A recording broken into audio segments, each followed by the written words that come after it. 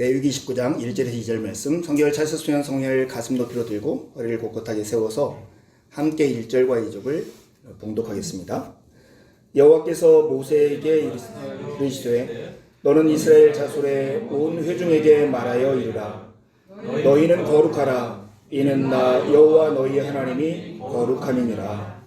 아멘. 모세오경이라고 부르는 5권의 책이 있습니다. 창세기, 출애굽기, 레위기, 민수기, 신명기, 이게 5권의 책인데요. 이스라엘 사람들은 이것을 토라라고 부릅니다. 그리고 이 토라의 교육을 유대인들은 5살 때부터 시작한다고 그래요. 근데 이 5살 때부터 시작하는 이 토라 교육, 이 5권 중에 어떤 책을 제일 먼저 가르칠까요? 역사와 같은 창세기나 출애굽기를 가르칠까요? 아니면 법률과 같은 신명기를 가르칠까요? 아니면 일상생활 동안 하나님께 다가가서 하나님과 동행하는 법을 배우는 레위기를 가르칠까요? 유대인들이 제일 먼저 가르치는 책이 바로 우리에게는 되게 낯설고 어렵고 생소한 책인 이 레위기를 제일 먼저 가르친다는 거예요. 왜냐하면 레위기는 크게 2가지로 나누어 있습니다. 제일 먼저는 어떻게 하면 죄인인 우리가 하나님께 나아갈 수 있는가를 5개의 제사를 통해서 가르쳐줘요. 그래서 하나님께 나아가는 방법, 하나님을 만나는 방법을 가르쳐주는 책임과 동시에 또 하나는 7개의 절기를 통해서 어떻게 하면 하나님과 동행하는 삶을 살 수 있는가 하는 것을 가르쳐주죠.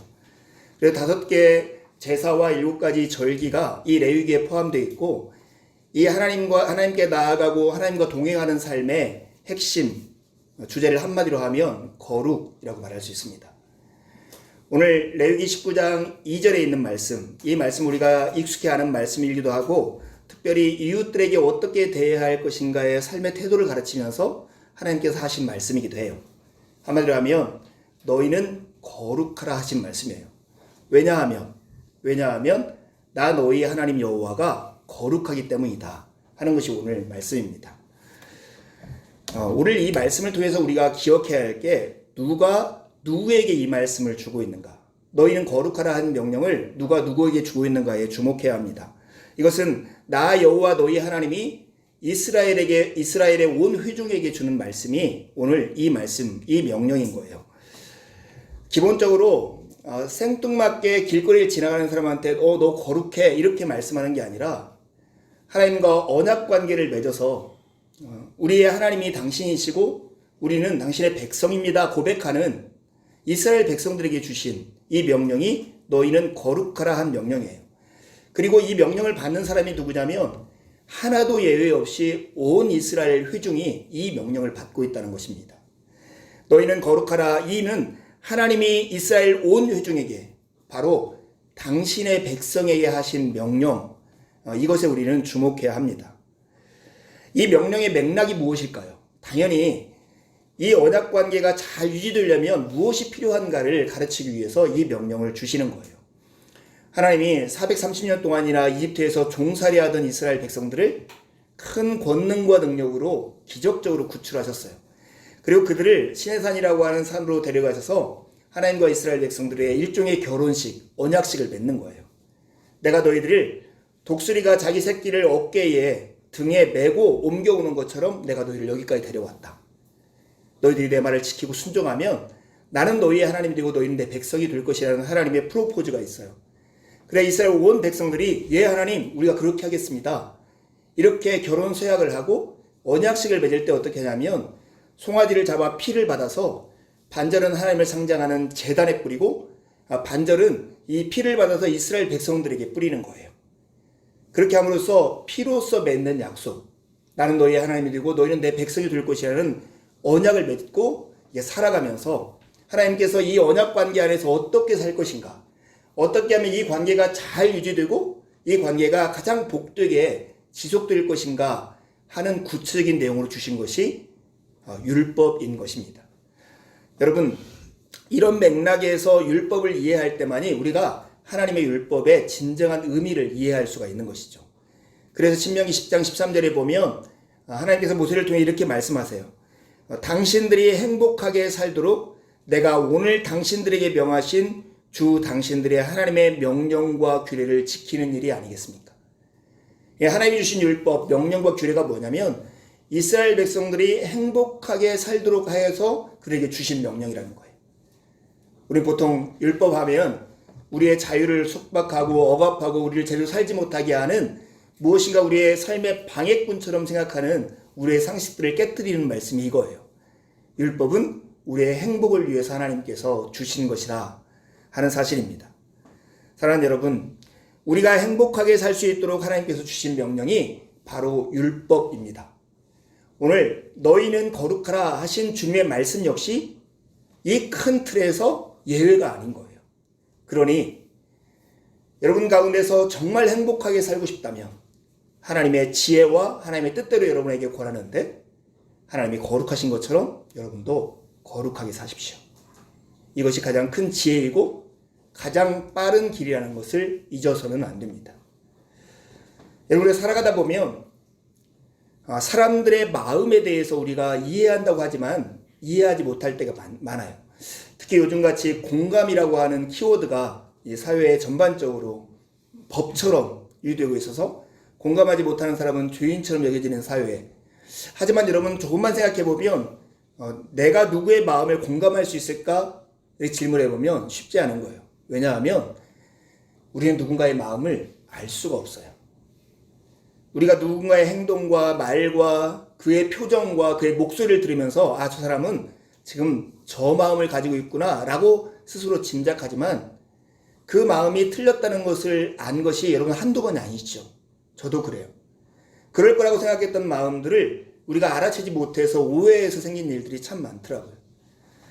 어떤 사람의 마음을 알 수 있는 두 가지 큰 방법이 있죠. 하나는 그의 행동과 그의 말과 그의 표정과 그의 태도를 통해서 그의 생각과 마음을 짐작하는 거예요. 게스하는 거죠, 일종의. 이것이 어느 정도 타당성이 있는 추측이라 할지라도 그래도 그의 마음을 정확하게 알 수는 없죠. 더 정확하게 그의 마음을 알 수 있는 방법이 하나 있는데 그것은 그 마음을 가진 사람이 자기의 마음을 진실되고 정직하게 열어서 보여주는 거예요. 나 이 마음을 가지고 있어. 그리고 나는 그 마음을 정말로 마음을 다해서 경청하고 들을 때 그의 마음을 알 수 있는 거예요. 너희는 거룩하라 하신 주님의 말씀, 하나님께서 우리에게 이런 명령을 하고 이런 명령을 할 때 내가 너희의 행복을 위해서 이 명령을 하고 있어. 이게 하나님의 속마음인데 사람들 마음 가운데 거룩? 뭔가 음산하고 뭔가 우리를 옥죄는 것 같고 뭔가 우리 마음 가운데 두려움을 일으키는 것이 거룩이잖아.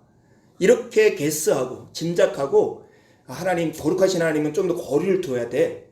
이렇게 마음을 먹는다면 우리의 행복을 위해서 너희는 거룩하라 말씀하시는 하나님의 마음이 얼마나 답답하시겠는가 우리가 생각할 수 있는 거예요. 세계에 유명한 4명의 무신론자들이 있는데 그 중에 한 사람이 크리스토퍼 히친스라고 하는 사람이 있습니다. 그 사람의 이야기를 한번 들어보세요. 그것이 사실이라면 정말 끔찍할 것이다.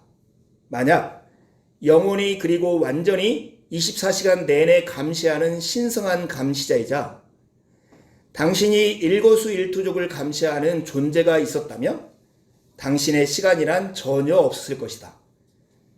당시 뱃속에서 잉태되는 순간부터 죽는 순간까지 어떤 천상의 존재에게 관찰되고 통제되고 감시당한다면 마치 북한에 사는 것과 같았을 것이다.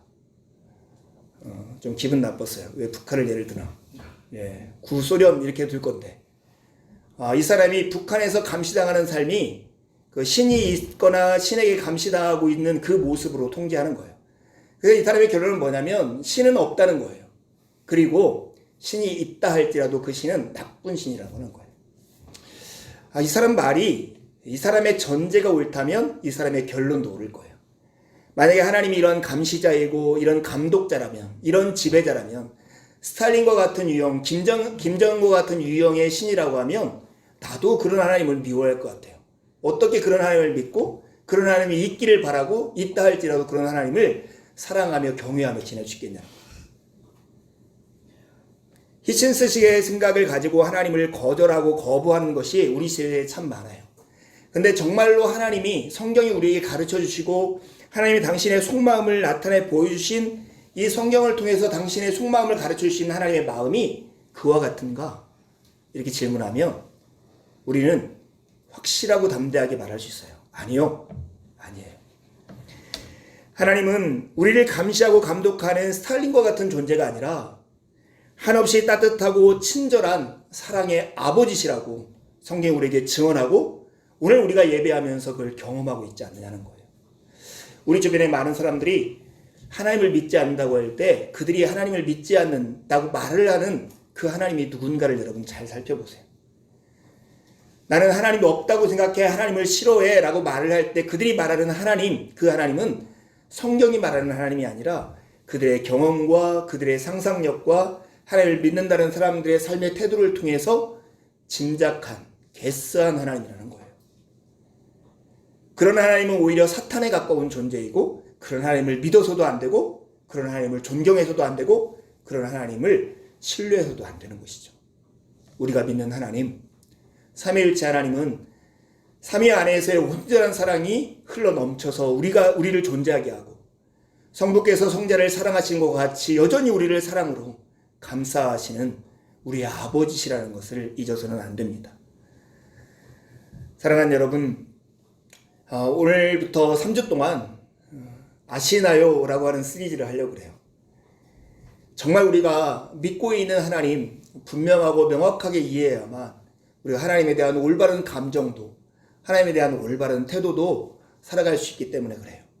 하나님의 거룩하심, 하나님의 진노하심, 그리고 하나님의 영광스러우심을 3주를 통해서 우리가 확인하면서 하나님을 분명하고 더 가까이 나아갈 수 있는 기회를 얻기를 바라요. 오늘 첫 번째, 하나님은 거룩하신 하나님이세요.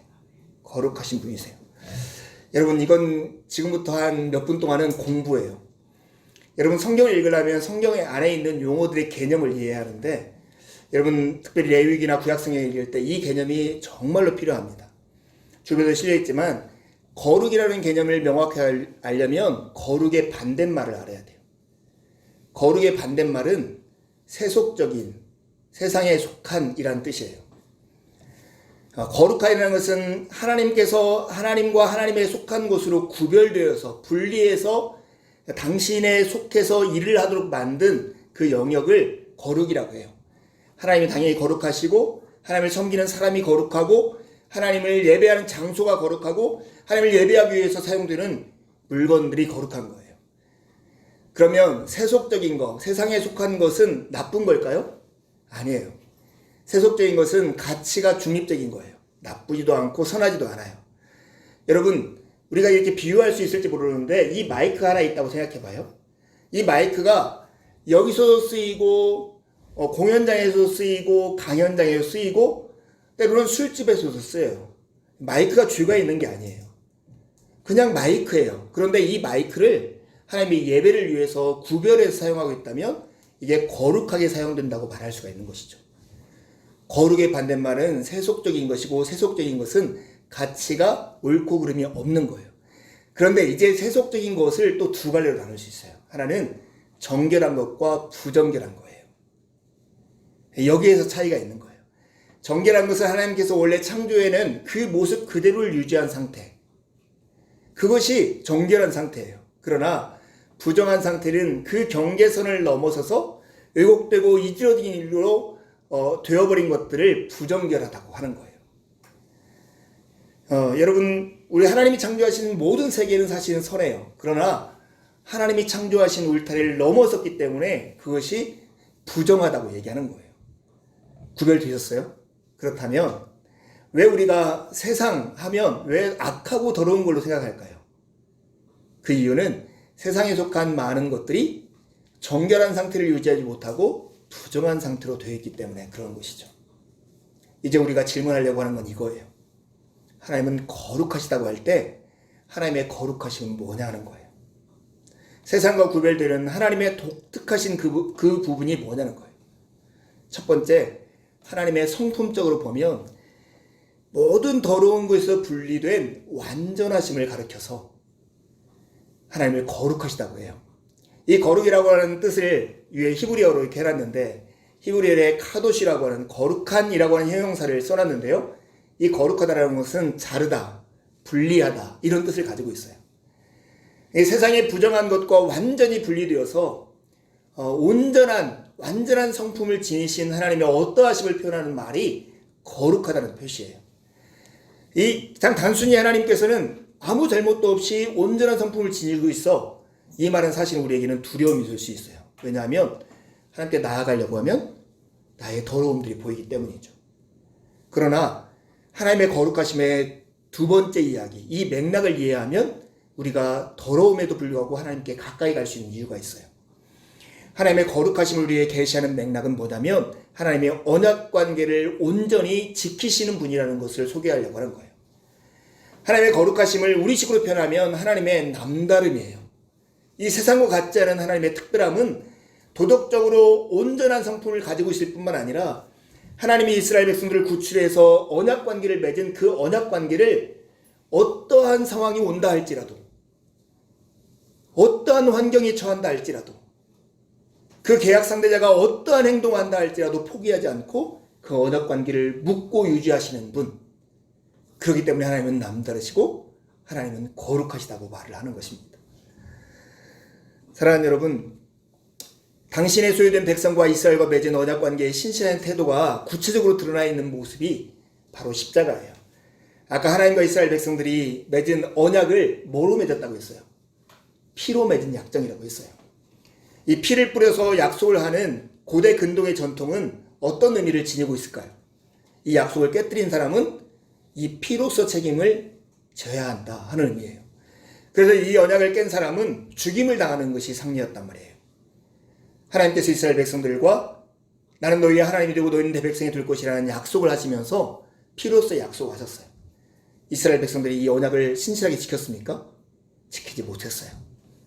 그때 이 언약 관계를 지키지 못한 이스라엘 백성을 죽이는 대신에 하나님이 선택하신 이 언약 관계를 유지하기 위해서 하나님이 선택하신 지혜가 있었고 능력이 있었어요. 그것이 무엇일까요? 그것이 바로 십자가인 것이에요. 당신의 백성들이 언약을 어겼지만 당신의 백성들을 죽이는 대신에 당신의 사랑하는 아들을 죽음에 내어줌으로써 이 언약 관계를 묶어놓고 깨지지 않게 하시는 하나님의 은혜, 이게 바로 십자가인 거예요. 세상에서 볼 수 없는 하나님의 남다름, 하나님의 거룩하심이 이 언약 관계에 있어요. 어떠한 잘못과 도덕적으로 잘못이 없고 도덕적으로 온전하신 하나님께서 당신과 언약 관계 안에 있는 이스라엘 백성들을 살리고 구원하고 생명을 주시기 위해서 택하신, 언약을 신실하게 지키기 위해서 행하신 일이 바로 십자가인 것이죠. 하나님은 하나님의 거룩하심을 말할 때 우리는 하나님의 도덕적인 온전하심을 넘어서서 언약 관계를 유지하시는 하나님의 신실함 속에 찾을 수 있는 거예요. 이 거룩하신 하나님을 생각하면 우리가 연약하고 실패하고 좌절하고 때로는 넘어졌을 때도 소망을 가질 수 있는 이유가 여기 있어요. 하나님은 우리의 실패를 우리의 책임으로만 돌리지 않으시고 오늘도 우리 가운데 당신의 은혜를 베푸셔서 우리를 다시 일으켜 세우시고 하나님과 온전한 관계 가운데 이끌고 계시는 분이 우리가 지금 예배하고 있는 하나님이신 거예요. 거룩하신 하나님이라는 말을 들으면 마치 웃음기 없고 까다롭고 두려운 분으로 우리가 상상하고 있다면 우리는 하나님을 크게 오해하고 있는 것입니다.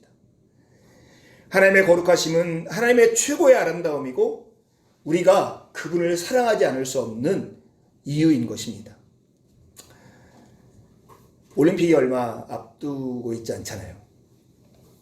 올림픽 하면 이렇게 해설자들이 이렇게 인기를 얻을 때가 있는데 레슬링 해설자 김영준 씨가 이 한마디로 되게 인기를 얻었죠.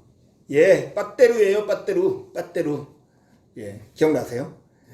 예, 페널티를 받으면 한 선수가 엎드려 있고 뒤에 있는 선수가 이렇게 움켜잡아서 공격을 시작하는 것을 빠떼루라고 하는 벌칙인데 원래 파르테레라고 하는 라틴어로부터 왔어요. 파르테레라고 하는.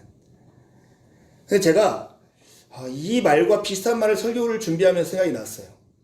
성경에서 하나님 아버지라고 부르는 헬라어 단어가 뭐냐면 파테르예요. 파테르. 빠테르하고 파테르하고 너무 비슷하지 않아요? 하나님은 우리의 파테르이신데, 우리의 아버지신데, 마치 하나님을 오해하는 히친스 같은 사람들은 하나님이 우리를 빠테르를 하고 있다라고 오해하고 있다는 거예요. 여러분 마음속으로 답변을 해보세요. 하나님은 여러분의 아버지로서의 파테르의 역할을 하시는 분입니까? 오늘도 여러분들을 힘들게 하는 빠떼루를 가하시는 분이세요. 하나님을 어떻게 생각하느냐에 따라서, 우리가 하나님이 어떤 분이냐 생각하느냐에 따라서 하나님에 대해서 느껴지는 감정이 달라지고 하나님을 대하는 태도도 달라질 거예요. 하나님은 우리에게 빠떼루를 가하시는 분이 아니라 우리의 아버지, 파테르이세요.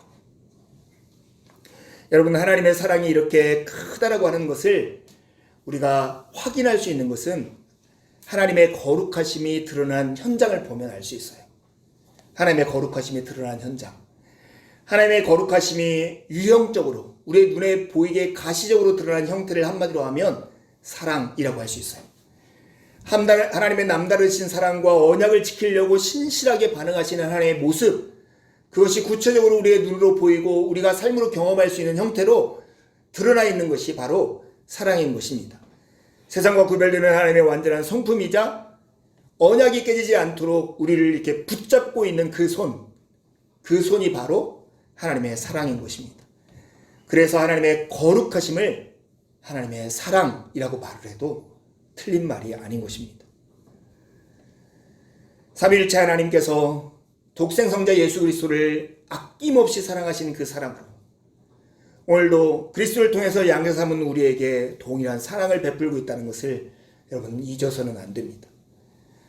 예수님께서 십자가에 지시기 얼마 전에 우리가 알고 있는 최후의 만찬 자리에서 만찬을 하시고 허리에 수건을 두르시고 대야에 물을 받아와서 제자들의 발을 씻기시는 세족식을 거행하시죠. 그 세족식을 한 다음에 내가 너희에게 이렇게 한 것처럼 너희도 가서 행하라 말씀하신 다음에 하나님께서 제자들에게 주신 새 계명이 있습니다. 여러분 주보에 있는 요한복음 13장 34절 35절 말씀을 함께 읽어봅시다. 새 계명을 너희에게 주노니 서로 사랑하라. 내가 너희를 사랑한 것 같이 너희도 서로 사랑하라. 너희가 서로 사랑하면 이로써 모든 사람이 너희가 내 제자인 줄 알리라. 주님께서 새 계명을 제자들에게 주고 있어요.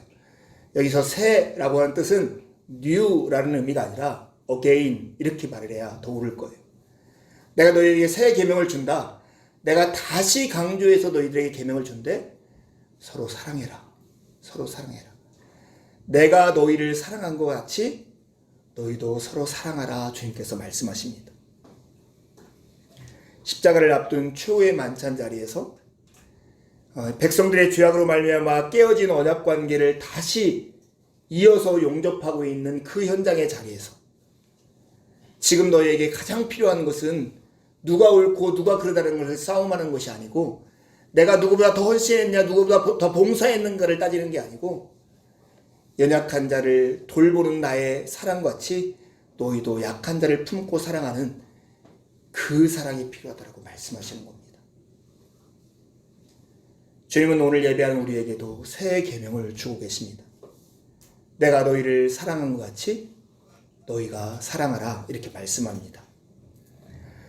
히친스와 같은 사람은 우리를 수술하러 메스를 들고 오는 의사 같은 예수 그리스도를 마치 나의 소중한 것을 빼앗아 가려고 나에게 달려드는 강도를 대하듯이 대한 사람입니다.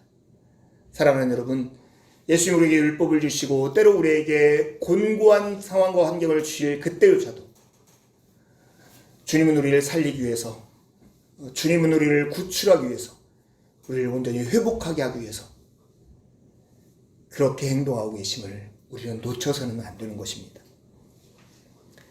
하나님이 이런 거룩함이라면, 하나님의 거룩함이 이렇게 사랑의 모습으로 드러난다면 거룩하게 살아가는 삶의 모습은 어떻다고 말할 수 있을까요?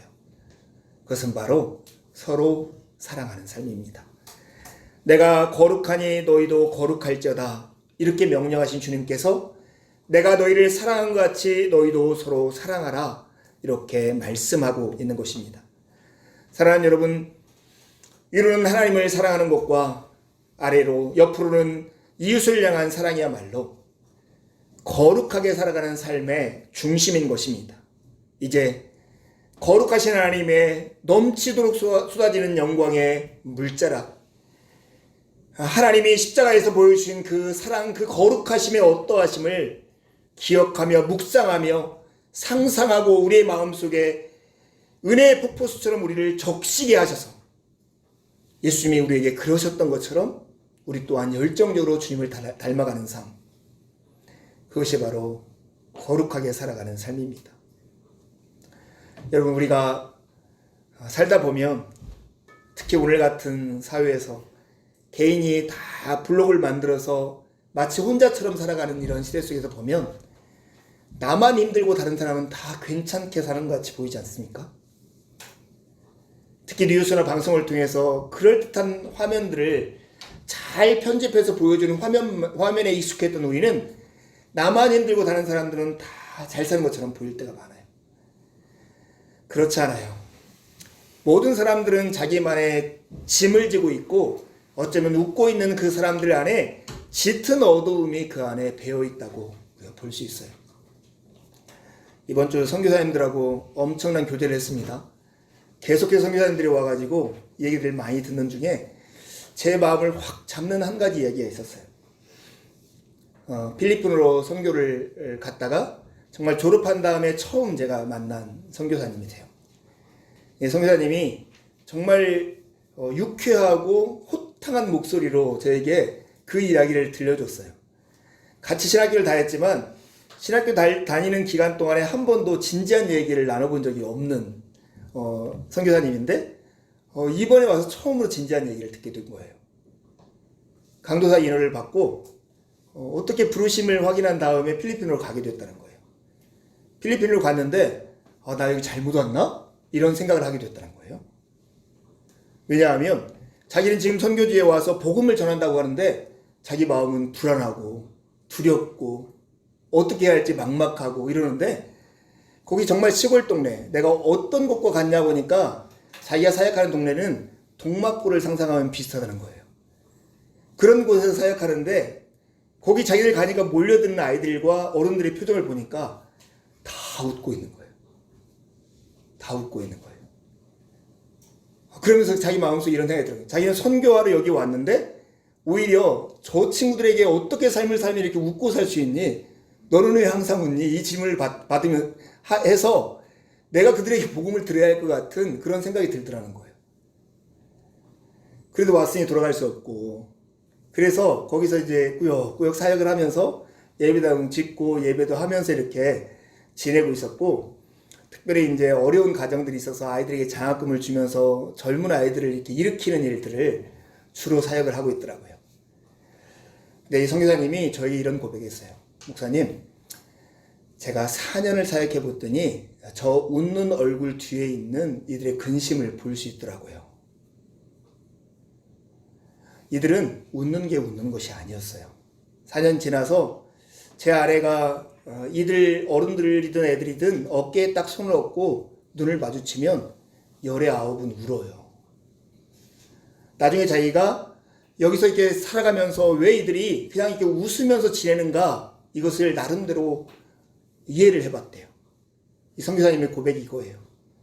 이 사람들 몇백 년 동안 변함없는 어려운 삶, 아무리 자기의 노력과 수고를 통해서도 바뀌지 않는 삶에 이렇게 쪄들어 사는 거예요. 이렇게 찌들어 사는 이 삶에서 어떤 희망과 기대가 없기 때문에 기대를 완전히 버려버리고 체념한 상태가 되니까 그냥 오늘 하루 밥 있는 거 가지고 웃고 이렇게 살아가고 있다는 거예요. 그 모습을 보면서 이들에게 새로운 소망과 그리스도께서 우리를 위해서 행하신 일들을 소개하면서 이들에게 다시 히브리서 표현대로 하면 연약한 손과 굽혀진 무릎을 다시 펴게 하는 그런 사역들을 하기 시작한 거예요. 여러분, 우리가 시대가 살아가는 이 우리의 삶 속에 우리가 정말 필리핀과 다를까 할 때 그렇지 않다는 생각이 들었어요. 저는 얘기를 들으면서 정말로 우리가 살아가는 시대를 잘 생각해 보세요. 제가 어제도 2016년도에 EBS에서 제작한 감정시대라고 하는 다큐멘터리를 책으로 엮은 그 책을 읽게 되었어요. 근데 그 책은 우리 시대가 겪고 있는 상황을 6가지 감정을 가지고 소개하는 책이었어요. 그런데 여러분 놀랍게 2016년도부터 지금까지는 5년이 지났는데 이 책을 2021년도에 내도 전혀 이상할 것이 없는 상황이었어요. 이 책의 첫 번째 말하는 감정은 불안감이에요. 자유라는 명목으로 모두 다 자기가 선택하게 하고 자기가 결정하게 하고 자기가 책임지도록 내맡겨졌는데 인간은 한계가 있고 자기를 둘러싼 환경은 자기가 조절할 수가 없는 거예요. 그러니까 사람들이 가지는 첫 번째 감정이 뭐냐면 불안인 거예요. 여러분 이것이 2016년도 이야기가 지금 얘기라고 하는 거 아니 내년부터 앞으로 5년의 이야기라는 것을 증명할 수가 있어요. 최근에 이낙연 의원이라고 하는 국회의원이 대선 출마하기 위해서 자기 팀의 비전을 제시했어요. 그분이 우리 시대에 지금 2021년도에 한국 사람들의 정서를 한마디로 이렇게 표현했어요. 불안한 사회. 그래서 자기가 내놓은 비전이 뭐였냐면 나를 책임지는 나라를 만들겠다는 거예요. 나를 책임지는 나라. 여러분 우리 사회가 필리핀 사람처럼 마찬가지예요. 각자 도생으로 떠맡겨진 우리 사회에서 우리가 그런 불안감에 쌓여있기 때문에 이 불안감의 다음 스텝이 뭐냐면 이 불안을 자기를 잠재울 수 있는 나에게 안정감을 줄 수 있는 무엇인가를 붙잡는다는 거예요. 안정된 직장, 안정된 사람, 안정된 자기의 미래 그리고 그걸 딱 붙잡은 상태에서 내가 붙잡은 그 사람이 나한테 어떤 모멸감을 주어도 참는다는 거예요. 그리고 두 번째 불안감에 따라오는 감정이 뭐냐면 모멸감이에요. 나는 이 직장 안에 있으면 연금 나오고 평생 있어. 내가 아무리 창피하고 힘들도 조금만 더 참으면 돼. 이 모멸감을 감수하면서 나의 이 불안감을 해소하는 안정을 유지하고 있다는 거예요. 근데 이렇게 살아가는 삶이 그대로 유지되지 않는 거예요. 그래 늘 좌절감을 느끼고 절망감을 느끼고 나는 나 혼자밖에 없다는 고립감을 느끼고 실패한 사람들의 감정이 이렇다면 경쟁 우위에서 성공한 사람들은 나는 그래도 이렇게 사는데 다른 사람들이 이렇게 살고 있다. 이 사람들이 어렵게 사는 건 내 책임이다 하는 죄책감을 느끼고 살아가는 사회. 이것이 EBS TV 제시한 감정 노트인데 2016년도의 상황이 아니라 2021년도의 상황이고 어쩌면 우리에게 보편화된 상황이 아닌가 하는 생각이 들었어요. 사랑하는 여러분, 정직하게 하나님 앞에 설 필요가 있어요. 우리는 불안해요. 불안하기 위해서 무엇인가 우리가 의지하는 것, 그걸 붙잡기 위해서 모멸감을 감수하고 있어요. 그래요? 그러고 있어요. 그러지 않은 척 애써 우리의 표정을 지어도 우리 대부분이 그렇게 살고 있어요. 오늘 우리에게 모멸감을 주는 세상에 어떤 우리가 의지하는 것, 그런 것들에 우리의 마음을 두고 불안을 해소하려 하지 마시고 우리가 아빠가 되어주셔서 우리를 붙잡고 우리가 미끄러질 때마다 주의 인자하심으로 우리를 붙들어 주시고 우리의 마음에 많은 근심이 있을 때마다 주님의 위안으로 우리에게 즐거움을 주시는 하나님을 의지하고 살아가십시오. 거룩하신 하나님, 그분이 우리를 사랑하신 그 사랑을 가지고 이웃을 사랑하는 여러분이 되기를 바라요. 이낙연 의원 참 인격적으로 훌륭하고 저도 굉장히 좋아하는 국회의원이지만 어떤 나라도 우리 개인을 지켜주는 나라를 만들 수는 없을 거예요. 그런 희망을 가지고 살다면 우리는 5년 후에 또 다른 실망을 하게 될 것입니다. 왜냐하면 우리가 가지고 있는 사회의 엔진이 망가져 있기 때문에 그래요. 각자 도생의 사회에 서로 경쟁하고 누구보다 더 나아야 우리가 행복해진다는 이런 세상의 상식이 된 세상 가운데 살면 결코 누가 누구도 지켜줄 수 없어요.